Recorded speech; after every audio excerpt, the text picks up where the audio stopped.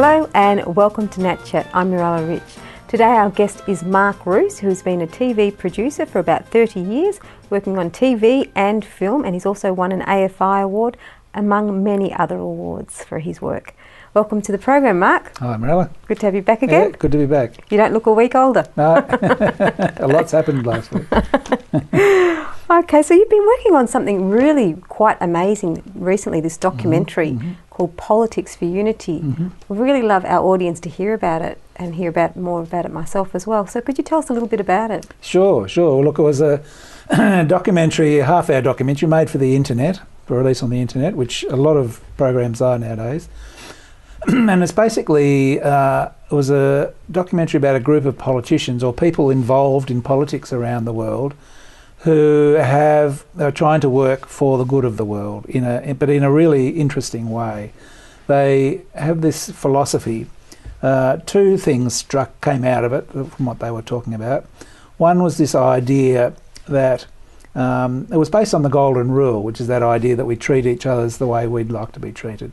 But they had taken it one step further and were interested in the concept of treating each other, different peoples or different nations or different political parties, treating them the way our party or our nation would like to be treated. And there's another concept they had which I thought was fantastic, which was the concept that there's the old French thing, equality, liberty, fraternity, which is all of Europe and the Western world's based on those principles.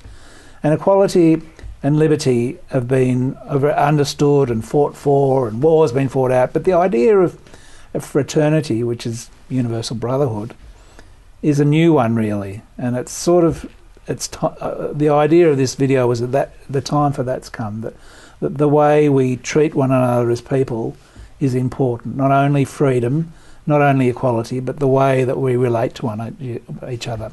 So yeah, I went around the world talking to these people that I'd researched who were really into living those concepts. And there were some amazing people, like there was the ex-president of Italy, the head of the European Union, there was the president of Greece, there was the Hungarian ambassador to America, and they all had amazing experiences.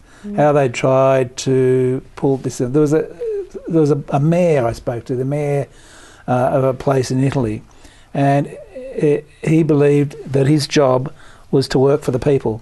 And there's a lot of corruption in Italy, and he was very much against it. So what he used to do every day, he had his own website, and he'd set it up, and it was available for all the people in the town to look at, and he'd type out what he was going to do that day. Okay, today I'm having a meeting with the rubbish collectors, I'm doing this and that and the other thing, and this is how much money I'm spending. And at the end of the day, he would report back what had happened, if he was successful, how much money he'd spent, totally transparent. And there was just one experience after the other of these people at very high level.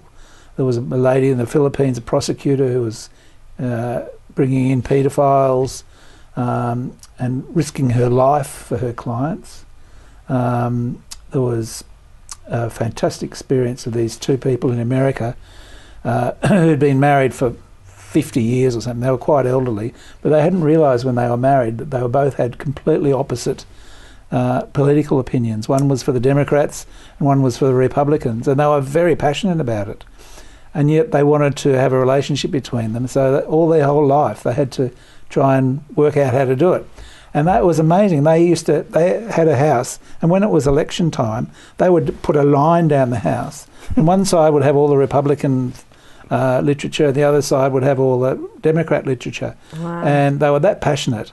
But at the same time, they respected each other, and they really, as two people and as husband and wife, really tried to love one another and overcome, even though not sacrificing their ideals.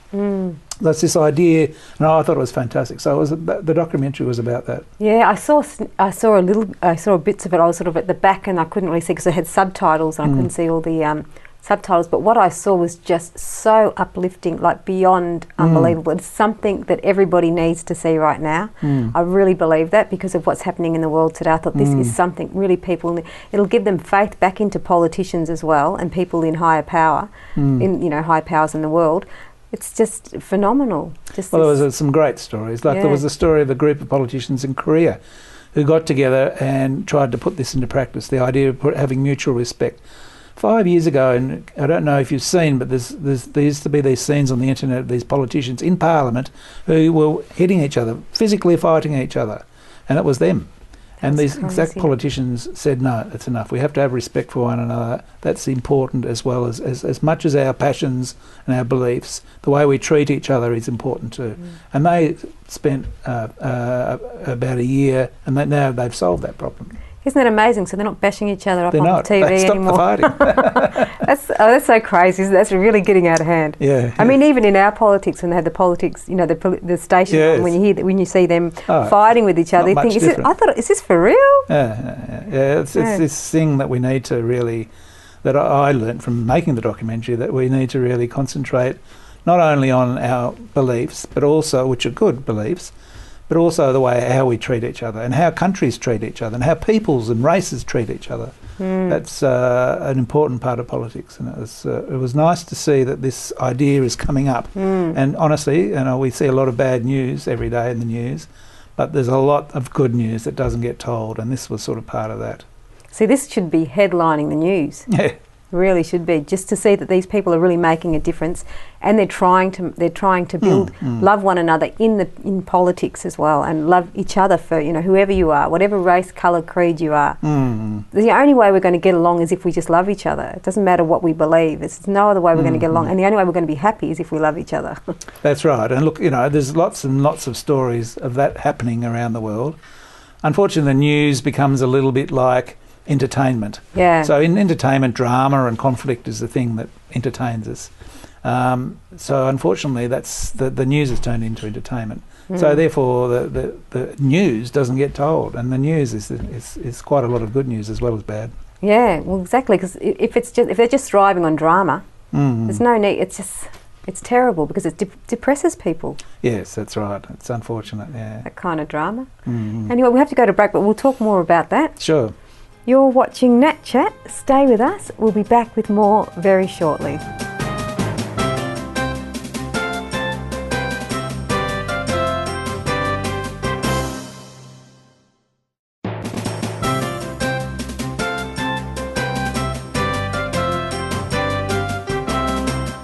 Hello and welcome back to Nat Chat. I'm Mirella Rich. If you've just joined us, we're here with Mark Roos, who is a TV and film producer, has been for over 30 years and has won AFI awards and many other awards, and he's recently made an amazing documentary which he's talking to us about right now. Welcome back to the program, Mark. Right. So can you tell us the name of the documentary again for the viewers? Yes, it was called Politics for Unity, and look, if people want to watch it, it's on YouTube. You can look it up any time. It's in various languages. You just need to find the English language version of it because it was made for the internet. Beautiful. So anyone can watch it. Anyone can and watch access. How long is it? Do you know how long it It's goes about, I think it's about 25 minutes, 20 minutes, 20 minutes long, yeah. Well, it's way better than watching the news. It's way better than anything you'll see on TV. Yeah. I think it's just an amazing documentary. Well, there's some amazing people that I met that did it. Amazing people, yeah. Like there was another story I didn't mention, which was very powerful. I went and interviewed the mayor of Bethlehem for Christmas. The home of Christmas, which is a Palestinian territory, surrounded by walls, where the Jewish soldiers check everybody that goes in and out. So you physically went there yourself? Physically went there, and Palestinians who live in Bethlehem are never allowed out, ever. Wow. So if you're born there, you can't go to university, you can't even get health care. It's quite strictly controlled. So there's a lot of, as you can imagine, a lot of ill feeling between the Palestinians and the Israelis. I went through the checkpoints, and it's pretty scary. So the story was beautiful, though, because it was a story of the mayor there who had subsequently, about 10 years ago, gone outside to give a talk, and it was in the Jewish, but in Israel, she was giving a talk, and they were heckling her, and it was quite uncomfortable. She was quite uncomfortable, and there was a Jewish lady there who sort of believed in these principles of, that it was important as part of her life and her religion as a Jew, the way she treated other people. And she was quite uncomfortable seeing this person, even though she didn't agree with them at all, being heckled. She went up to them later. She went up to a lady and she apologised to her. She said, "Look, I'm sorry that I feel for you." anyway, they both burst into tears, and because they both suffer in their lives a lot, and out of that came a sort of they both sat down and talked for hours and told their whole life stories, and they become really close friends. Yeah. And now for the mayor of Bethlehem to be friends with a Jewish lady, it's sort of not done, and you can't really do it, and you can't visit. You're not allowed to have anything to do with each other. Oh, so they're not even allowed to if they want. So they had to have this hidden friendship. Oh my God! And they used to sometimes, I think, smuggle each other in and out, and I'm not sure how it happened, but anyway, they kept it secret for quite a while because it was a difficult relationship to have. Okay. But that was all based on just concern and care for one another and treating each other as they would have, and sharing their suffering together rather than fighting. So that was another wonderful experience. Imagine if everyone got that. Yeah, well, look, there's a very inspiring story that that inspired me to try a bit better in my own life. Yeah. To do to treat people properly. Yeah. And to treat them the way I'd like to be treated. Yeah. Exactly. I mean, then you find peace with people.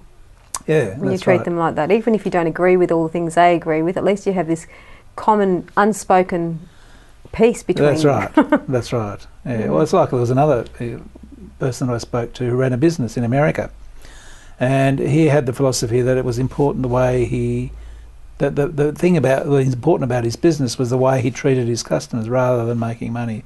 Of course, he had to make a living and he had to make money, but his number one priority was the way he treated people. And so he put the customers first, and sometimes that would be perhaps doing something a bit better or to the detriment of earning the money, but that was his way of doing things. And in fact, the business was thriving because everyone loved him. Yeah.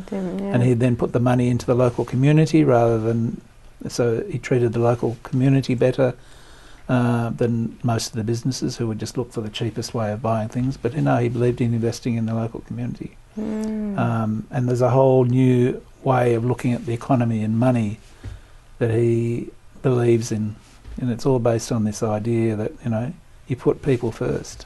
That was another very inspiring story. Anyway, that's beautiful.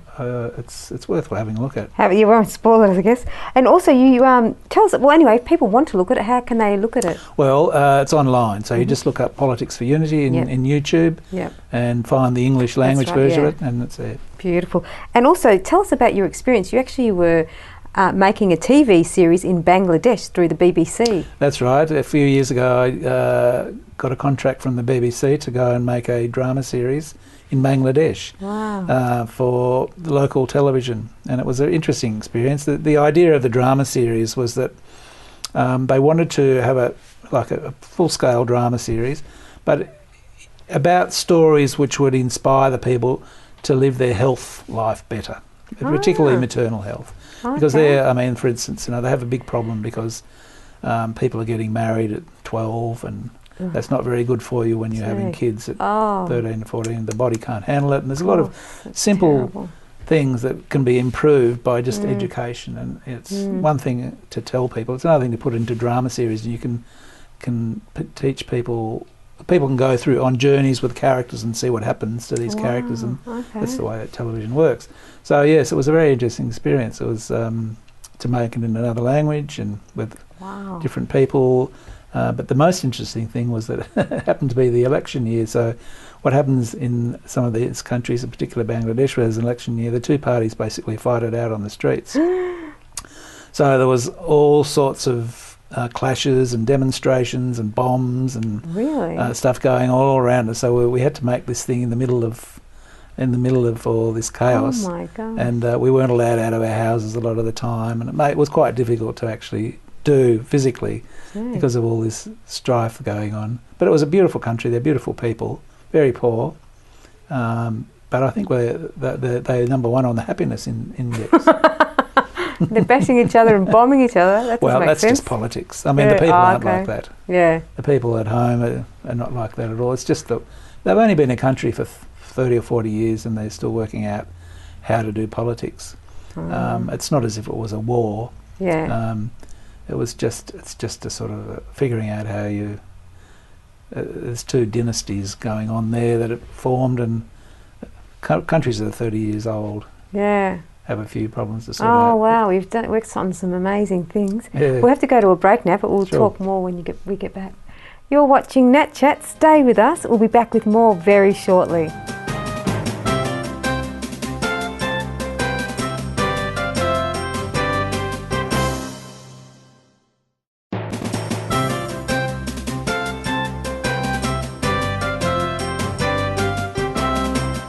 Hello and welcome back to Nat Chat. I'm Mirella Rich. If you've just joined us, we're here with Mark Roos, who is a TV producer and has been for 30 years now, and a film producer as well. And he's talking about his career and things that he's been working on, and the AFI awards he's won, and many awards he's won. Welcome back to the program. Oh, well. I said AFI awards, but you only won one AFI award, didn't you? Yes. But many other awards. Yes, that's right, yes. So you've had a very, very colourful career, and I'm sure many, many years to come of more beautiful work. So would you like to talk a little bit about the highs and lows, because people just think, oh, it's such a glamorous life, you've got this, you've got it all, you're working on all these fantastic shows, you're so lucky. You know, people who maybe want to do that, but they're sort of a little bit scared to enter into it. Well, producers are really a little bit like, well, they are entrepreneurs.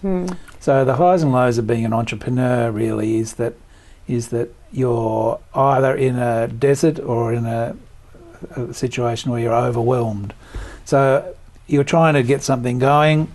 It takes a lot of time to generate a new show, a new film, a new TV series, and that tends to be the low point of that, is that you're worried about earning an income, you're worried about trying to get something going, and you generally have to generate these projects off your own steam, with your own funds.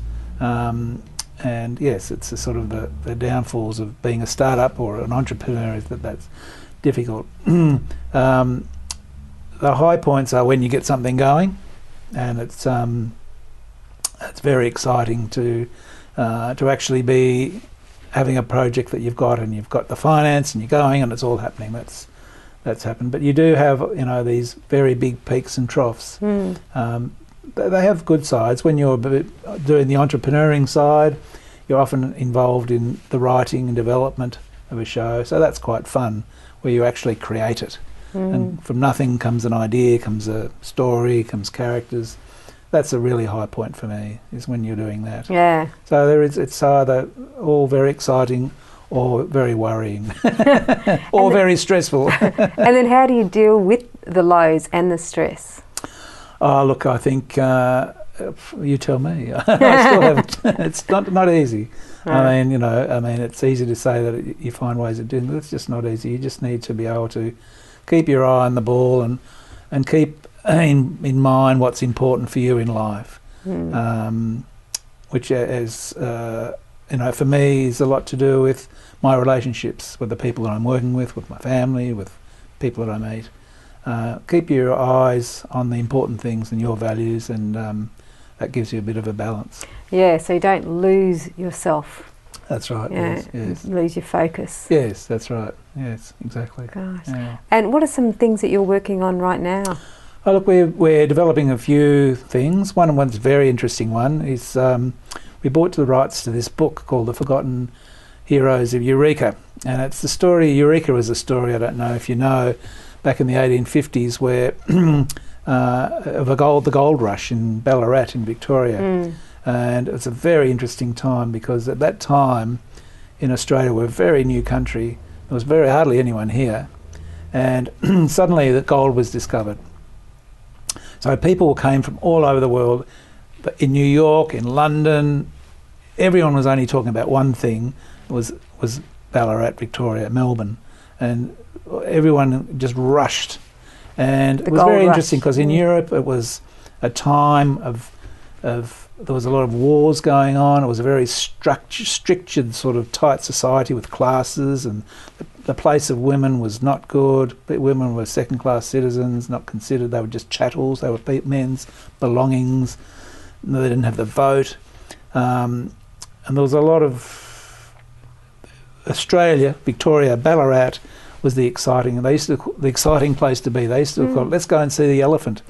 And that was an expression for let's go and see the elephant in the circus. It was the exciting thing to do. And coming to Ballarat was the going to see the elephant.